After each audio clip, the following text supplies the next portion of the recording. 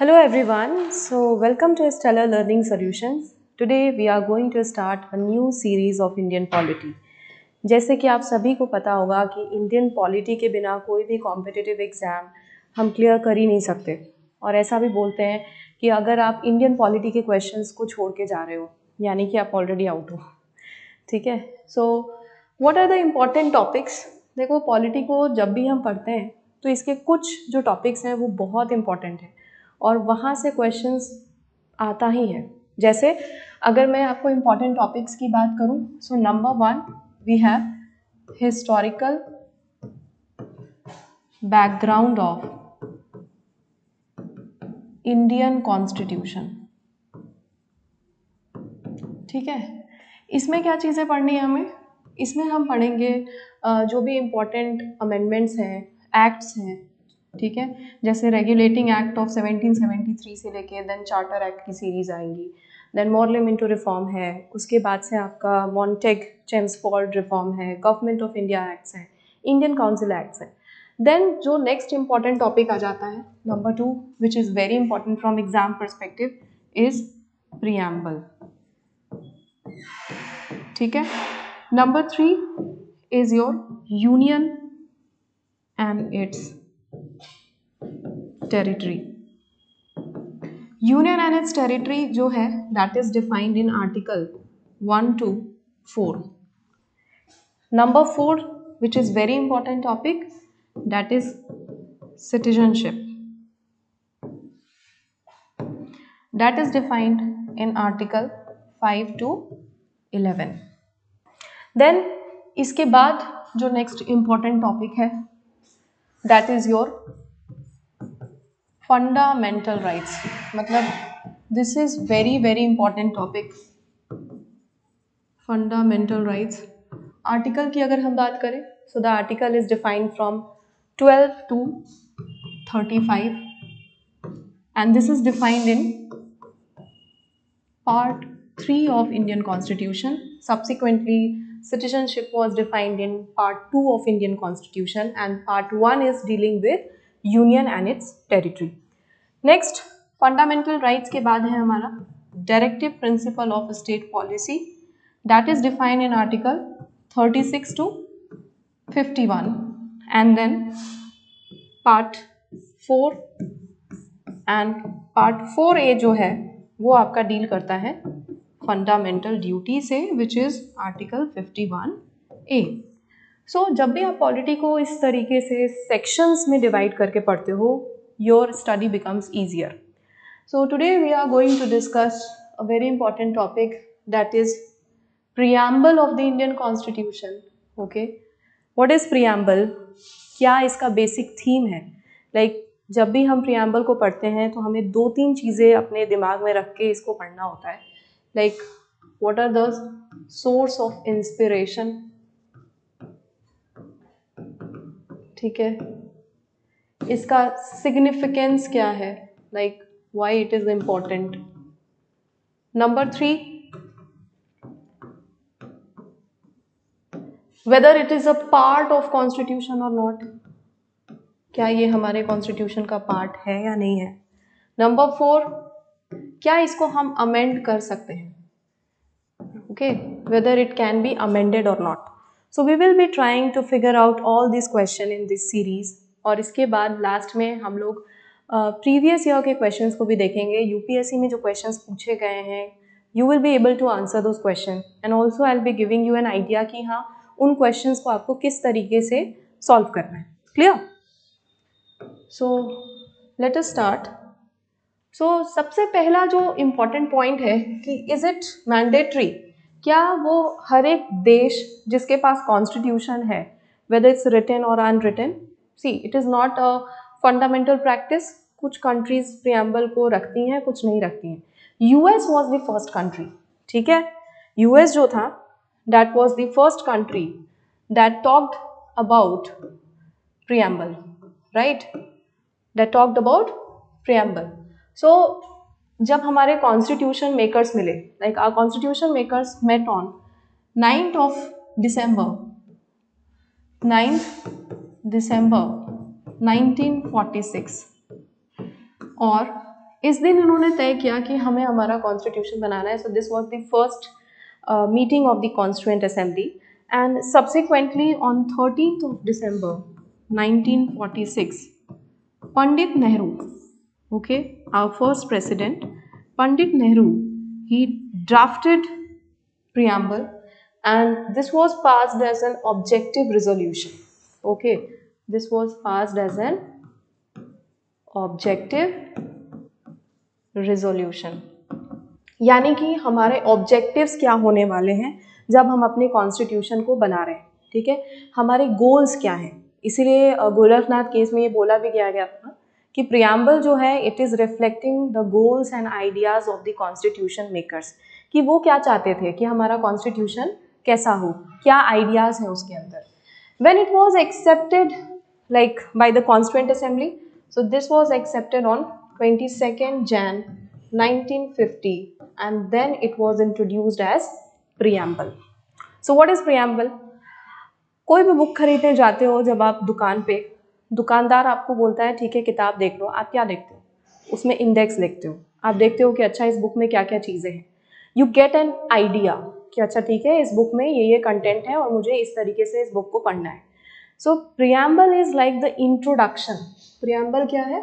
This is introduction. Preamble is the interface or you can say the summary of Indian Constitution. ठीक है. So there is a prominent jurist N.A. Palkhivala, उन्होंने बोला था कि preamble जो है this is identity card of Indian Constitution. Munshi साहब ने बोला था कि this is horoscope of Indian Constitution, right? सो बहुत सारे इसके ऊपर बातें कही गई हैं again and again. So what exactly is preamble? I guess आप सभी ने एनसीईआरटी के फर्स्ट या सेकंड जो शीट होती है लाइक दूसरे पन्ने पे आप सबने प्रियम्बल को देखा होगा थ्रू आउट चाइल्डहुड, है ना. एक बड़ा ही प्यारा सा एक ब्रैकेट होता है और उसमें क्या लिखा होता है? We the people of India having solemnly resolved to constitute India into sovereign. We are trying to constitute India into sovereign socialist, right? Sovereign socialist secular democratic republic. ठीक है. So कौन कौन से टर्म्स हैं? Like we have sovereign socialist,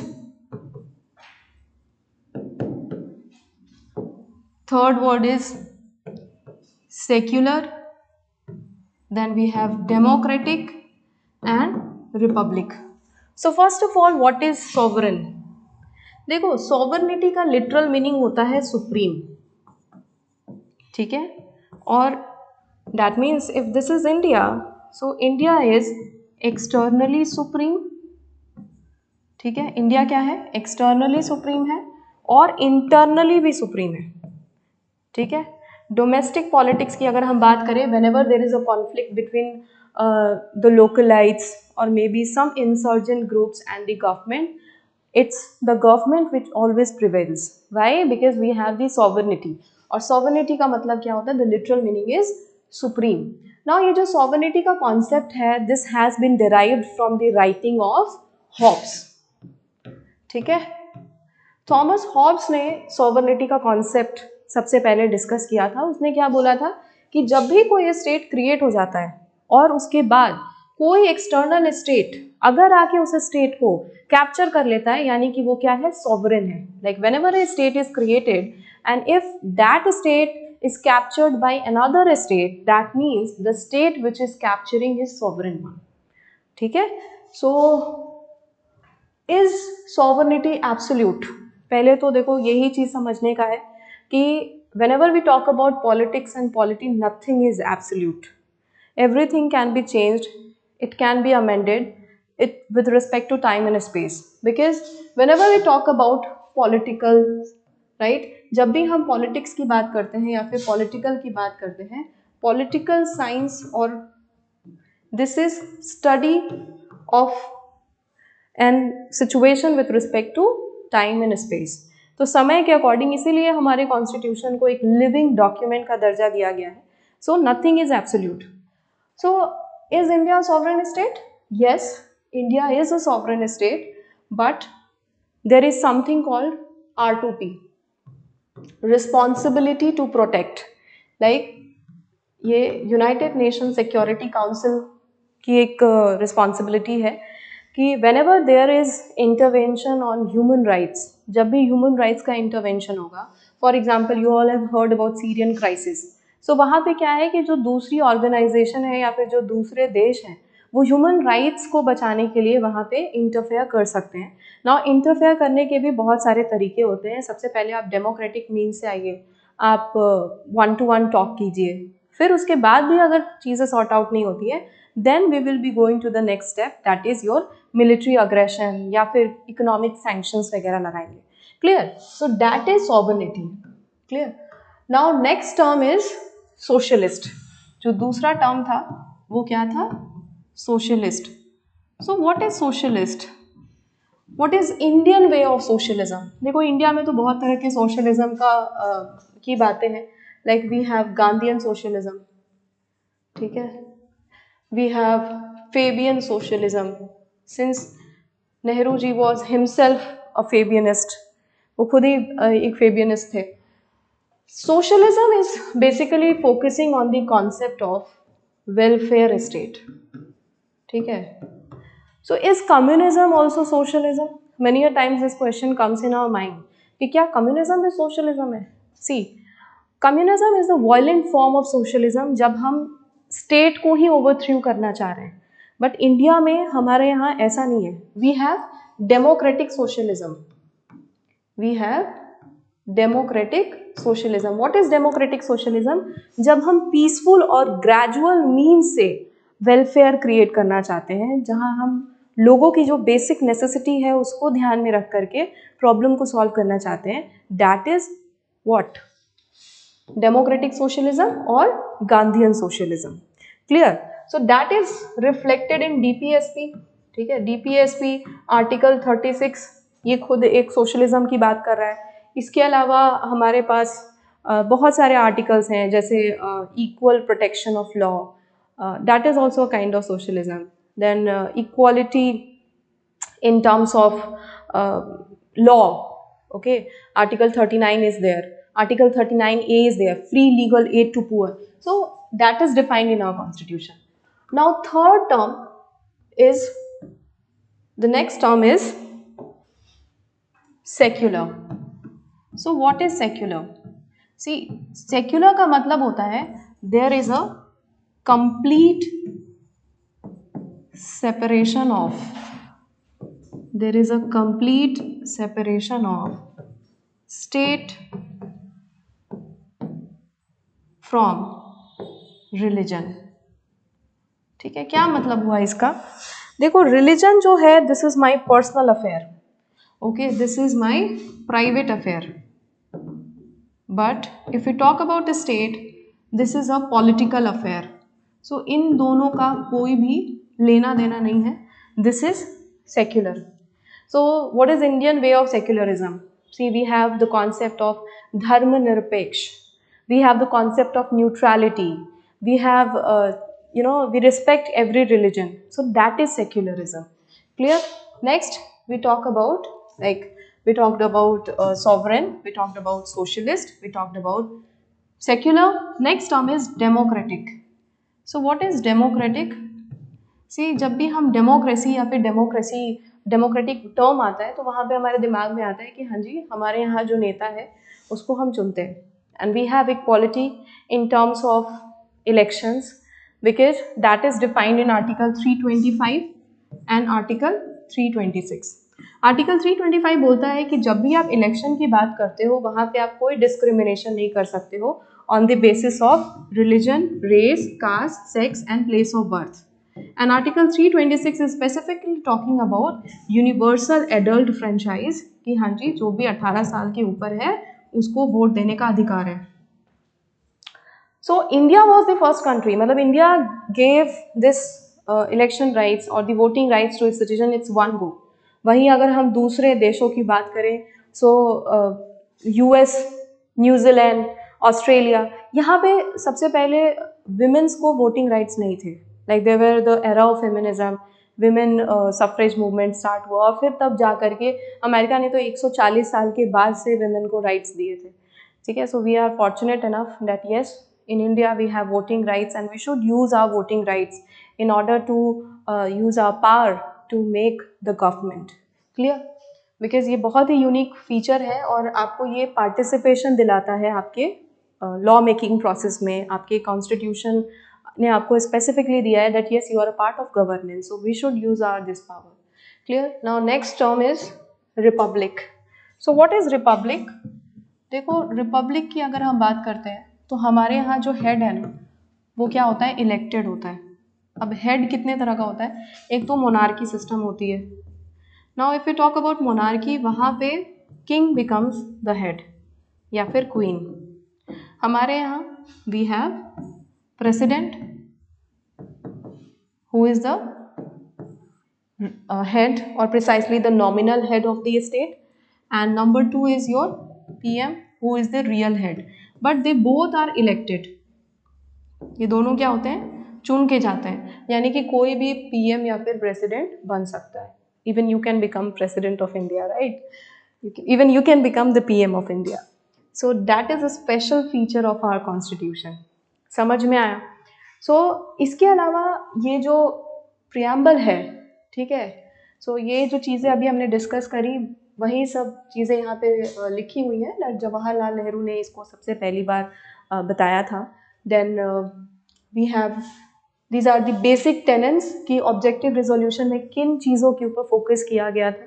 like we have to see India as an independent nation, and हमारा जो भी idea होगा वो कि हम उसको एक सॉवरेन नेशन बनाएं, ओके, एक सेक्युलर नेशन बनाएं. क्लियर.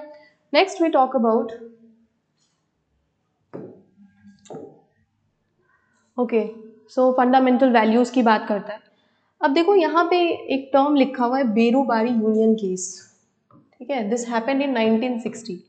अब क्या है ये, देखो बेरूबारी यूनियन केस और एक और केस है. वैसे तो प्रियम्बल हमेशा ही इंटरप्रिटेशन इसका होते रहता है, but there are 2 important judgments with respect to preamble. What are those 2 important judgments? Number 1 is your Berubari Union case.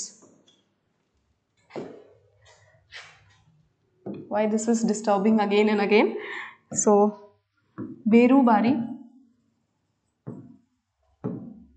case of 1960. This is first important case, and second important case is your Kesavananda Bharati case. This is of 1973. तो इसमें बोला कि एक positive बात कही गई कि yes preamble जो है दिस इज़ वेरी इंपॉर्टेंट, और जब भी आपको कोई ग्रे एरिया आता है तो आप यहाँ पे जा कर के प्रियम्बल को देख सकते हो. You can actually draw your attention, ठीक है. केशव नंद भारती में बोला कि yes preamble is a part of constitution. यहाँ पे बोला कि नहीं प्रियम्बल पार्ट नहीं है कॉन्स्टिट्यूशन का, but this is very important section. यहाँ पे बोला yes it is a part of constitution, but there is something negative that is said over here. It is not a source of power, neither it prohibits the legislature for making into law any law. That means this is non justifiable in nature, ठीक है. जैसे fundamental rights है तो वो justiciable है. DPSP की अगर हम बात करें so again that is non justiciable in nature. Similarly, we have preamble which is non-justiciable in nature, but you can use this preamble for the interpretation of constitution, and that was done by the rule of prospective law. क्योंकि Berubari union case में उन्होंने बोला कि नहीं जी ये part नहीं है, but हाँ आप इसका इस्तेमाल कर सकते हो. यहाँ पे ये बोलते हैं कि नहीं it is a part of constitution but you can not use it as a source of power. Clear. So that is there. Next जो इम्पॉर्टेंट चीज़ है, so what are the interesting facts. देखो एक और इम्पॉर्टेंट चीज़ है, जैसे मैंने आपको पहले बताया था कि क्या हम प्रियम्बल को अमेंड कर सकते हैं या नहीं कर सकते हैं. See preamble has been amended only once. Okay, this has been amended by the 42nd constitutional amendment act in 1976, and 3 words were added: SSI, socialist, secular and integrity. Why integrity? देखो integrity एक ऐसी शब्द है ना that promotes feeling of oneness. एक psychological हमारे mind में आ जाता है कि दैट यस 26 जनवरी हो, 15 ऑफ अगस्त हो, या फिर 2 अक्टूबर हो, या कोई भी नेशनल इंपॉर्टेंस का डे हो, that day we feel very delighted like yes today is a very important day. या फिर आप कहीं और जाते हो और वहाँ पे अपने देश के किसी इंसान को देखते हो तो आप क्या बोलते हो, अरे वाह तुम इंडिया से हो। So this is feeling of oneness. इसको प्रमोट करने के लिए इंटेग्रिटी शब्द जो है वो डाला गया था। So yeah, we talked about the source of Indian Constitution. Okay, then we talk about the nature of Indian Constitution. Triple S, DR, जो कि Sovereign Socialist Secular Democratic Republic, ये हमारे क्या है, दिस इज द नेचर। जैसे हम सभी का कुछ ना कुछ नेचर होता है, वैसे ही हमारे कॉन्स्टिट्यूशन का नेचर है कि हमारा जो कॉन्स्टिट्यूशन है वो कैसा है, सॉवरेन है, सोशलिस्ट है, सेक्युलर है, डेमोक्रेटिक है और रिपब्लिक है। Clear. Then we also talk about the objective of the Indian constitution, कि इसमें क्या क्या चीज़ें बताई गई हैं, लाइक जस्टिस, ये अपने सिटीजन्स को प्रोवाइड करता है, and also to provide its citizen justice, liberty, equality and fraternity. Then also it talks about adoption of the constitution, that it was adopted on 26 November. Now this is very important, but ये लागू कब हुआ था, this was enacted on 26 of January 1950. So question को ध्यान से पढ़ना है कि वो डेट ऑफ एडॉप्शन पूछ रहा है या फिर डेट ऑफ कमेंसमेंट पूछ रहा है। Okay, so you have to be very specific when you are reading the question. Now next, so this is the preamble, इसी की बात कर रहे थे हम जब से। So we the people of India having solemnly resolve sovereign socialist secular and to secure justice. कैसे जस्टिस की बात कर रहा है ये सोशल जस्टिस की बात कर रहा है, इकोनॉमिक जस्टिस की बात कर रहा है और पॉलिटिकल जस्टिस की बात कर रहा है। क्लियर। इसके बाद लिबर्टी की बात कर रहा है ये। कैसे लिबर्टी की बात कर रहा है, it is talking about liberty of thought. Okay, now liberty of thought, like article 19, freedom of speech and expression, that is there in fundamental right. Equality की बात कर रहा है, ठीक है, status and opportunity. Okay, it is also talking about liberty of belief, faith and worship. It is talking about fraternity, brotherhood के साथ रहो। Clear? So the dignity of individual, everybody is important, we all are important, ठीक है। Like वो कहते हैं ना, we have individual difference. हमें लगता है कि अरे यार मैं तो कुछ नहीं कर पाऊंगा या फिर मेरे पास कुछ नहीं है, बट एक्चुअली हम सभी को गॉड ने यूनिक क्रिएचर बना के भेजा है। Like if somebody can dance well, वो अच्छा गा नहीं सकता। कोई बहुत अच्छा गाता है बट शायद वो पढ़ने में इतना अच्छा नहीं है। So you have to respect everyone as an individual, क्योंकि सबसे पहले what we have to think as a humanitarian ground. सबसे पहले आप इंसान को इंसान देखो, उसके बाद आप उसको कुछ भी जज करो। और ये मैं नहीं बोल रही हूँ, this is enshrined in our constitution and definitely as a good human being you have to do this. Clear. Now in our constitution, जैसे यहाँ पे देखो डेट भी दे रखा है 26 नवंबर 1949, इसको हमने एक्सेप्ट किया था और इनैक्ट किया था और खुद को ये कॉन्स्टिट्यूशन दिया था। बाद में इसको लागू कर दिया हमने 26 जनवरी 1950 को। ओके, अब ये जो है ना, like the concept of liberty, equality and fraternity. Now this question was also asked in exam कि ये कहाँ से लिया है हमने, ये हमने फ्रेंच रिवॉल्यूशन से लिया है, ठीक है। This is the French motto, liberty, equality, fraternity, ठीक है। So we have taken so many things, okay, we have actually used around 60 constitution, जहाँ से हमने डिफरेंट चीज़ों को लिया है। सो प्रियम्बल में भी there its actually reflecting the actual summary of Indian constitution, है ना, कि हमारे कॉन्स्टिट्यूशन में है क्या। बहुत ज़रूरी होता है, जैसे किसी भी एग्जाम को क्रैक करने से पहले इट्स वेरी इंपॉर्टेंट कि आप उसके सिलेबस को समझो। सिलेबस को नहीं समझोगे तो आपको यही नहीं समझ में आएगा कि क्वेश्चन कहाँ से आ रहा है, पूछना क्या चाह रहा है। वैसे ही कॉन्स्टिट्यूशन को पढ़ने से, like whether you are going to study that bare act, या फिर there so many good books of polity in the market, से लक्ष्मीकांत है, डी बासु है, ठीक है। सो लक्ष्मीकांत से स्पेसिफिकली अगर आप पढ़ रहे हो तो सबसे पहले आप प्रियम्बल को पढ़ो। क्यों? क्योंकि प्रियम्बल अगर आपको अच्छे से समझ में आता है तो आपके आधे कॉन्सेप्ट्स वहीं पे क्लियर होते हैं कि अच्छा क्या है, मतलब जो कॉन्स्टिट्यूशन मेकर्स हैं उन्होंने ये प्रियम्बल बनाया है, ये सोच के ही बनाया कि हम अपना इंटेंशन डाल रहे हैं, we are putting our intention, our goal, our motives, कि ये कॉन्स्टिट्यूशन को लिखने के पीछे हमारा क्या आइडियोलॉजी था, ठीक है, तो बहुत मेहनत से लिखी गई है ये संविधान, and we should respect the ideas and ideology of our constitution makers. Now this person, he is a very important person, और इनके ऊपर भी क्वेश्चन आ रखा है.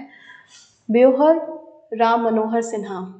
ये you can see this very beautiful art, बहुत ही सुंदर एक डिज़ाइन किया हुआ है हमारे पूरे कॉन्स्टिट्यूशन के हर एक पन्ने पे, and this is done by him. So yes, whether the preamble page or the any other page of the Indian Constitution is designed by Ram Manohar Sinha. Now we come to the questions. So यहाँ पे एक question है, and this was asked in UPSC 2013. अब आपको ध्यान से देखना है कि क्वेश्चंस को हम किस तरीके से टैकल आउट कर सकते हैं, कैसे हम क्वेश्चन को सॉल्व करेंगे. Economic justice, the objective of constitution has been provided in. Economic justice कहाँ कहाँ पे प्रोवाइडेड है. सो प्रियम्बल में अभी हमने पढ़ा था that yes it is providing justice social, economic and political. तो ठीक है, फंडामेंटल राइट एंड डीपीएसपी को कट कर दो, ये भी कट कर दो. अब दो ऑप्शन आ गया मेरे पास, preamble and DPSP and preamble and fundamental right. देखो, right to property was deleted, है ना, that was deleted from our constitution, and now it is a legal right under article 300A. So the correct answer is the preamble and the DPSP. DPSP को भी हम discuss करेंगे, this is one of the most important topic. ठीक है, उसको भी आगे के लेक्चर्स में हम डिस्कस करने वाले हैं. Now next important question, in the Constitution of India, promotion of international peace and security. अब आपको मैंने पूरा preamble पढ़ाया, क्या आपने कहीं पे भी इंटरनेशनल पीस सिक्योरिटी वर्ड सुना? नहीं.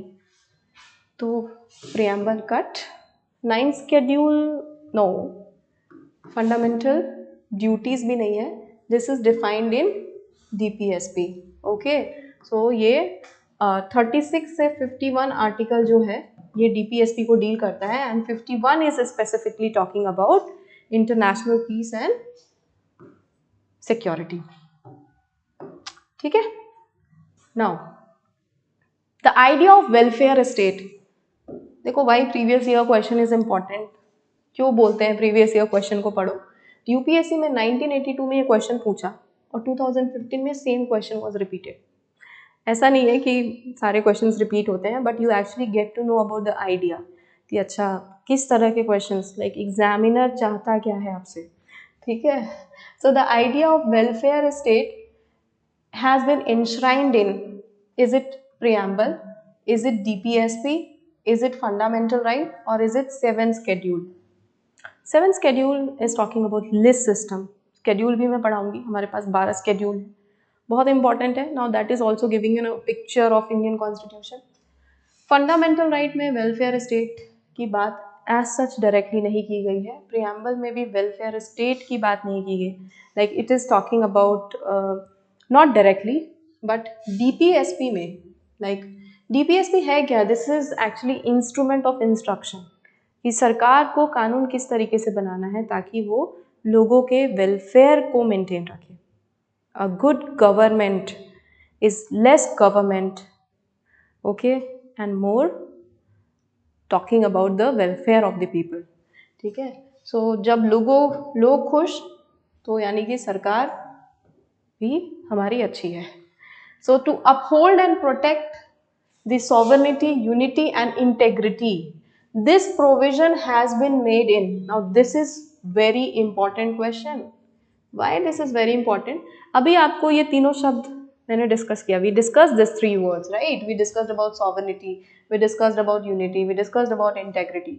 But to uphold and protect, अगर आप इसको ध्यान से पढ़ोगे तो अपहोल्ड और प्रोटेक्ट करने की जो बात की गई है कि हमें as a citizen of India we have to uphold and protect the sovereignty, unity and integrity. So that is defined not in DPSP, that is defined not in preamble, not in fundamental rights, but it is defined in article 51A, that is your fundamental duties.